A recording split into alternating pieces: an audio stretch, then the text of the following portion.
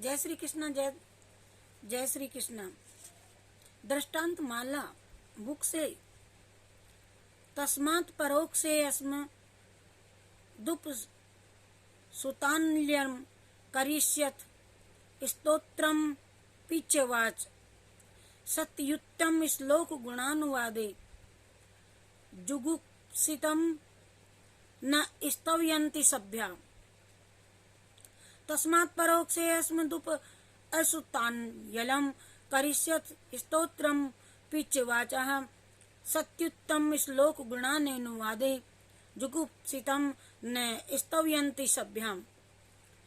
भागवत के चतुर्थ स्कंद से अध्याय 15 श्लोक 23। सूत मागध जन जब महाराज पृथु की प्रशंसा कर रहे थे सूत जी, उस समय महाराज पृथु ने कहा, भाई जब तक किसी के दोष गुण का ज्ञान नहीं होता तब तक किसी की स्तुति भी नहीं करनी चाहिए। दूसरी बात, उत्तम श्लोक भगवान के रहते शिष्ट पुरुष कभी किसी की स्तुति नहीं करते, चाहे वह कैसा भी भक्त हो, पर प्रभु के सामने प्रशंसनीय नहीं है। चाहे कैसा ही भी भक्त हो, प्रभु जी के सामने प्रशंसनीय नहीं है। महारानी द्रौपदी की भक्ति कौन नहीं जानता, तथा अर्जुन के भाव कौन नहीं समझता।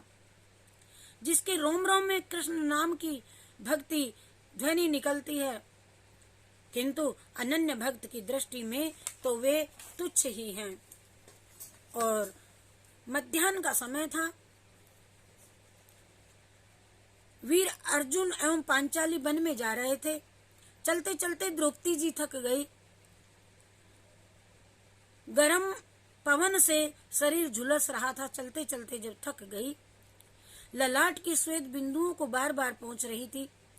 अर्जुन ने कहा, द्रौपदी जी तुम रुक कैसे गई? द्रौपदी ने कहा, देव मैं थक गई हूँ, कुछ समय विश्राम कर लूं तो तब आगे चलूंगी।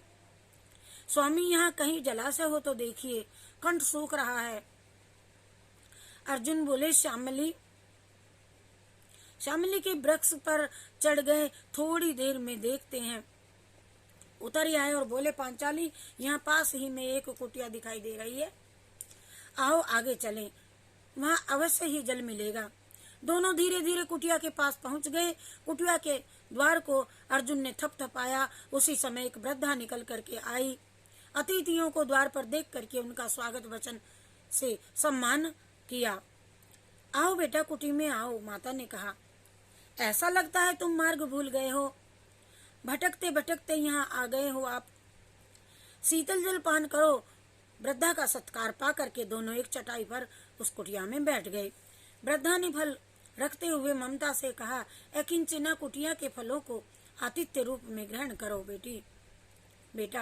बेटी मैं जल लेकर के आती हूँ। ऐसा कह करके वृद्धा एक पात्र लेकर के कहीं चली गई। अर्जुन तथा द्रौपदी वृद्धा की उस अभ्यर्थ सना पर कहने से वे फल खाने लगे। वृद्धा की जीर्ण कुटिया की प्रत्येक वस्तु को बड़े ध्यान से देखते रहे। वृद्धा की दीवार पर तलवार टंगी देख करके द्रौपदी ने बड़े विस्मय से पूछा, स्वामी ये क्या है?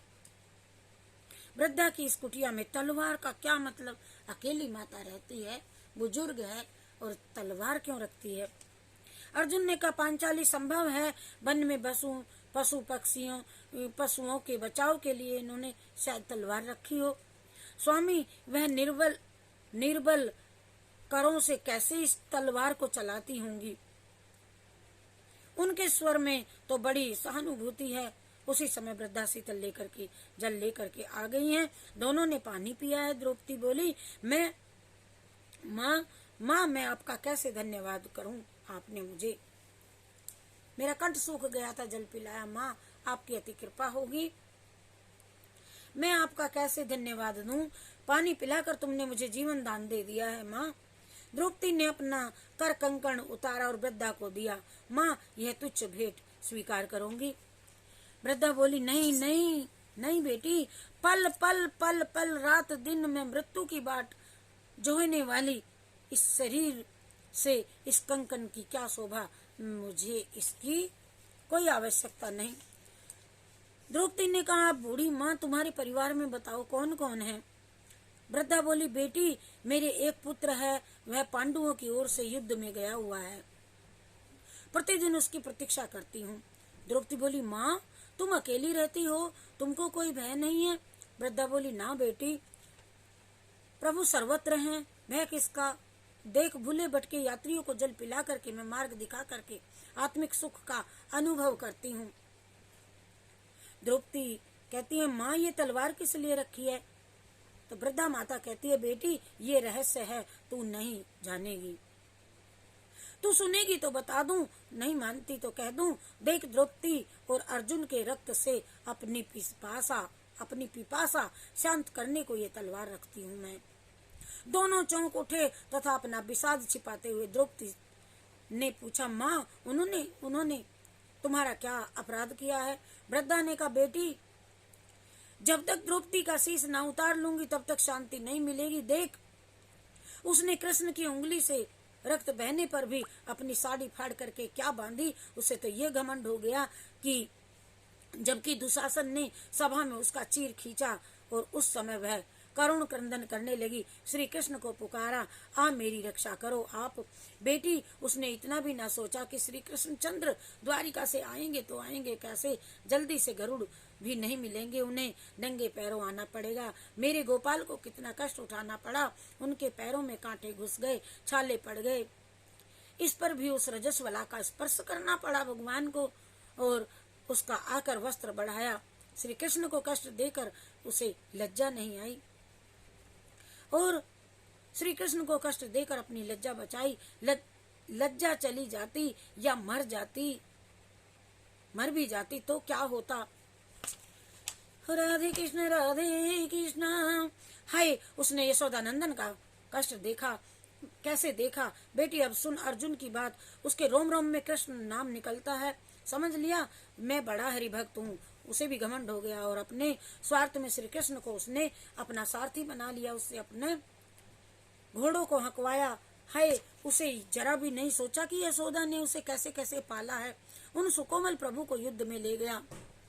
द्रौपदी एवं अर्जुन दोनों वृद्धा की दिव्य भावना देख करके लौट आए। समझ गए उत्तम श्लोक, भगवान के सामने भगवान के अनन्य प्रेमी भक्त किसी की प्रशंसा ना सुन सकते, ना कर सकते, ना देख सकते।